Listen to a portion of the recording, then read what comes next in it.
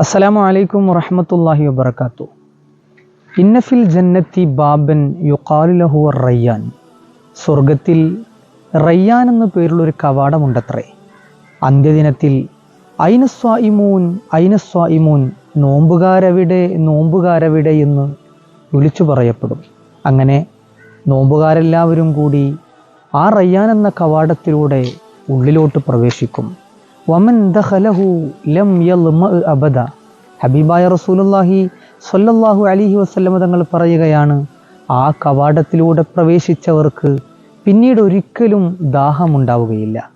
മറ്റൊരു ഹദീസിൽ കാണാം, റസൂലുള്ളാഹി സ്വല്ലല്ലാഹു അലൈഹി വസല്ലം തങ്ങൾ പറയാൻ, അസ്വായിമു ലാ തുറദ്ദു ദഅവതുഹു. നോമ്പുകാരൻ്റെ പ്രാർത്ഥന തള്ളപ്പെടുകയില്ല എന്ന് ഹബീബായ റസൂലുള്ളാഹി സ്വല്ലല്ലാഹു അലൈഹി വസല്ലം തങ്ങൾ.